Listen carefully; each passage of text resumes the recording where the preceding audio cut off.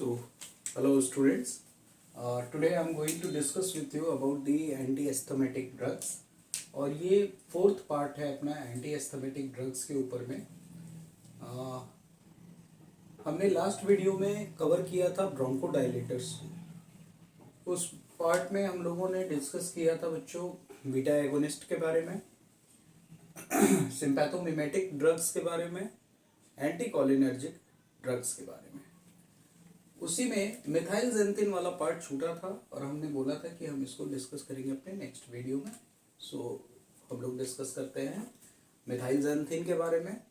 मिथाइलजेंथिन में जो drugs anti asthmatic में यूज किए जाते हैं वो है थियोफाइलिन एंड एमिनोफाइलिन.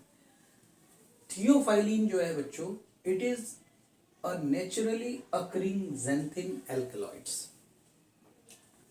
थियोफाइलिन जिस तरह से नेचुरली ऑकरिंग जेंथिन एल्कलॉइड्स है, इसके अलावा कैफीन एंड थियोब्रोमीन ये भी है जो कि आपको नेचुरली ऑकरिंग जेंथिन एल्कलॉइड्स में ही आता है. यानी टोटली अगर देखा जाए तो 3 है और इसके अलावा जो भी आपको मिलता है वो इनके डेरिवेटिव्स होते हैं. नेक्स्ट, थियोफाइलिन जो होता है बच्चों, ये टी लीव्स से ऑब्टेन्ड होता है. कैफीन जो होता है वो कॉफी सीड्स से मिलता है और थियोब्रोमीन जो होता है ये कोकोआ से मिलता है. तो अगर देखा जाए तो ये सारे जो है वो ड्रिंक्स हैं. हम लोग इसका ड्रिंक लेते हैं और ये हमारे लिए सीएनएस स्टिमुलेंट का भी वर्क करते हैं. नेक्स्ट टू दैट, थियोफाइलिन जो होता है बच्चों वो यूज किया जाता है for the treatment of asthma and COPD. Asthma के केस में भी अपन यूज करते हैं, लेकिन ज्यादातर हम लोग सीओपीडी के केस में इसको यूज करते हैं. नेक्स्ट पॉइंट क्या है, it is not considered as the first line. ये first line of the drug में यूज नहीं किया जाता है. क्यों नहीं यूज किया जाता? Because it is having narrow therapeutic window. Narrow therapeutic window का मतलब हो गया बच्चों कि इसको अगर आप देते हैं तो इसकी सेफ्टी ऑफ मार्जिन जो है वो थोड़ी कम है. Next point, it interacts with the many drugs. कई सारे ड्रग्स के साथ ये इंटरेक्शन अपना रखता है. इसी कारण से ये सेकेंड चॉइस है एस्थमा के ट्रीटमेंट के लिए. नाउ नेक्स्ट थिंग, क्या है थियोफाइलिन का डोज, क्या है एमिनोफाइलिन का डोज. थियोफाइलिन जो होता है वो बच्चों मिलता है 100 to 300 मिलीग्राम टीडीएस के फॉर्म में और 15 मिलीग्राम पर केजी पर डे के हिसाब से आप इसको दे सकते हैं. एमिनोफाइलिन जो है वो 100 मिलीग्राम का टैबलेट्स आपको मिल जाता है और 250 मिलीग्राम पर 10 ml का इंजेक्शन मिलता है. सो ये तो हो गया उसका intro part. Now next, moving to the pharmacological part, यानी हम चले आते हैं इसके फार्माकोडायनेमिक्स वाले पार्ट पे. कहाँ पे क्या है, यानी फार्माकोडायनेमिक्स में हम देखेंगे कि कैसे मिथाइलजेंथिन या थियोफाइलिन अपने इफेक्ट को प्रोड्यूस करता है. मिथाइलजेंथिन जो होता है बच्चों वो 3 मैकेनिज्म्स को फॉलो करता है. बेसिकली 3 मैकेनिज्म्स के थ्रू वो एस्थमा के ट्रीटमेंट में हेल्पफुल है. कैसे कैसे देखिए बात करते हैं. पहला, फॉस्फोडाइस्टरेज एंजाइम्स को इनहिबिट करता है. आपको याद होगा मैंने एक मैकेनिज्म वाला भी वीडियो बनाया था जो मेरा सेकेंड वीडियो था, जिसमें कि क्लासिफिकेशन और मैकेनिज्म मैंने डिस्कस किया था. वहीं पे मैंने मसल्स दिखाया था, ब्रोंकियल स्मूथ मसल्स के बारे में बताया था. एक साइड मैंने बताया था कि यहाँ ब्रोंकियल टोन होता है, ब्रोंको कॉन्स्ट्रिक्शन, ब्रोंकोडाइलेशन होता है. तो यहाँ पे भी बच्चों यही है कि आपको याद होगा फॉस्फोडाइस्टेरेज जो होता है, जब बीटा 2 रिसेप्टर्स स्टिमुलेट होते हैं तो ये एडिनाइल साइक्लेज एंजाइम्स को एक्टिवेट कर देते हैं. ये एडिनाइल साइक्लेज एटीपी को कन्वर्ट करता है साइक्लिक एएमपी में. जब साइक्लिक एएमपी बन जाता है बच्चों तो यही साइक्लिक एएमपी ब्रोंकोडाइलेशन कॉज करता है. और फॉस्फोडाइस्टरेज वो एंजाइम है जो कि साइक्लिक एएमपी को डिग्रेड करता है. यानी जब आप उस एंजाइम्स को इनहिबिट कर देंगे जो कि साइक्लिक एएमपी को तोड़ रहा था, तो उससे क्या होगा, साइक्लिक एएमपी का कॉन्सेंट्रेशन बना रहेगा और ब्रोंकोडाइलेशन इफेक्ट प्रोड्यूस होगा. यहाँ हो क्या रहा है, नीचे की तरफ जो मैंने लिखा है बच्चों ये नेचुरल फिनोमेना कैसे होता है. फॉस्फोडाइस्टरेज एंजाइम्स क्या करता है, ये ब्रोंकियल स्मूथ मसल्स में प्रेजेंट है और ये साइक्लिक एएमपी के कॉन्सेंट्रेशन को घटाता है. घटाने के कारण ब्रोंकोकॉन्स्ट्रिक्शन इफेक्ट प्रोड्यूस होता है। जब मिथाइलजेंथिन ने इसको ब्लॉक कर दिया तो क्या वैसोकॉन्स्ट्रिक्शन होगा, ब्रोंकोकॉन्स्ट्रिक्शन होगा? द आंसर इज नो, यानी तब जाकर के आप टारगेट अचीव कर पाएंगे। Now next thing is what, इसी तरह से एडिनोसिन रिसेप्टर के ऊपर भी मिथाइलजेंथिन काम करता है। मिथाइलजेंथिन एडिनोसिन रिसेप्टर को ब्लॉक करने का काम करता है। हम यहाँ पे देखेंगे कि एडिनोसिन पहले नॉर्मली क्या प्रोड्यूस करता है, कैसे प्रोड्यूस करता है। एडिनोसिन अपने एडिनोसिन रिसेप्टर के साथ बाइंड करता है बच्चों। एडिनोसिन को अगर देखा जाए तो ये एक लोकल हार्मोन्स की तरह वर्क करता है, और ये जो एडिनोसिन रिसेप्टर है ये जी प्रोटीन कपल रिसेप्टर है। कई बार बच्चों जीपैट वगैरह के क्वेश्चन में ये पूछा जाता है कि एडिनोसिन किस नेचर का रिसेप्टर है, तो ये जी प्रोटीन कपल रिसेप्टर है। इसके 3 रिसेप्टर्स होते हैं, A1, A2, A3। तीनों का देखिएगा फंक्शन। नॉर्मली अगर एडिनोसिन है तो क्या, कार्डियोवास्कुलर के ऊपर में कार्डियक डिप्रेशन करता है cause, inhibition of AV conduction, anti arrhythmic effect को ये प्रोड्यूस करता है।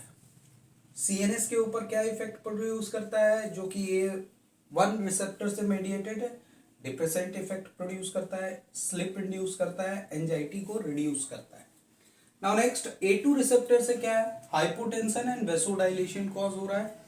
नेक्स्ट प्लेटलेट्स के एग्रीगेशन को इनहिबिट करता है। A3 रिसेप्टर से क्या काम करता है, अगर एडिनोसिन बाइंड होता है तो ब्रोंकोकॉन्स्ट्रिक्शंस एंड मास्ट सेल एक्टिवेशन। अब देखिएगा ये नॉर्मल जो भी फिनोमिना है इसमें ब्रोंकोकॉन्स्ट्रिक्शन भी आ गया और मास्ट सेल एक्टिवेशन हो गया। मास्ट सेल जैसे ही एक्टिवेट होगा जितने भी स्पैज्मोजेंस है वो रिलीज किए जाएंगे। तो अब क्या किया आपने, मिथाइलजेंथिन को देख करके ये एडिनोसिन रिसेप्टर को ही ब्लॉक कर दिया। जब एडिनोसिन रिसेप्टर ब्लॉक हो गया बच्चों तो क्या एडिनोसिन अपने रिसेप्टर से बाउंड कर पाएगा? The answer is no. और नहीं बाउंड करेगा तो ब्रोंकोकॉन्स्ट्रिक्शन और मास्ट सेल एक्टिवेशन नहीं होगा। हमने आपको यहाँ पे एक पॉइंट बोला था कि नैरो थेराप्यूटिक विंडो है इंटरेक्शन विथ मेनी ड्रग्स। क्यों नैरो थेराप्यूटिक विंडो है? क्योंकि कई सारे इफेक्ट को ये प्रोड्यूस कर रहा है। ये इफेक्ट हमें डिजायर्ड नहीं होंगे, हमें डिजायर्ड होगा ब्रोंकोकॉन्स्ट्रिक्शन और मास्ट सेल एक्टिवेशन। कब? जब हम ट्रीटमेंट दे रहे हैं एंटी एस्थेमेटिक को कंसिडर करके, तब।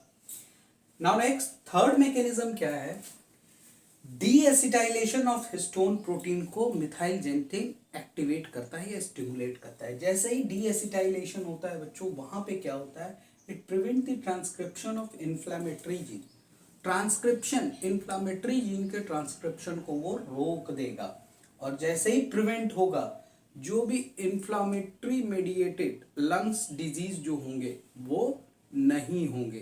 तो आपको याद होगा एक सिम्टम्स था जो कि इन्फ्लेमेटरी कंडीशंस में था। नाउ नेक्स्ट थिंग, ये तो हो गया उसका फार्मा को डायनेमिक्स वाला पार्ट। यहीं पे मैंने उसको डायग्राम में भी रख दिया है ताकि आपको समझ में आए। ये रहा थियोफाइलिन बच्चों। थियोफाइलिन देखिए, फॉस्फोडाइस्टरेज एंजाइम्स को इनहिबिट किया, इससे क्या हुआ, साइक्लिक एएमपी का कॉन्सेंट्रेशन बढ़ा रहा और ब्रोंकोडाइलेशन इफेक्ट प्रोड्यूस हुआ। ना यही थियोफाइलिन जो है वो एडिनोसिन को भी ब्लॉक कर देता है, एडिनोसिन रिसेप्टर को। जैसे ही एडिनोसिन रिसेप्टर ब्लॉक हो जाएंगे बच्चों, ब्रोंकोकॉन्स्ट्रिक्शन नहीं होगा।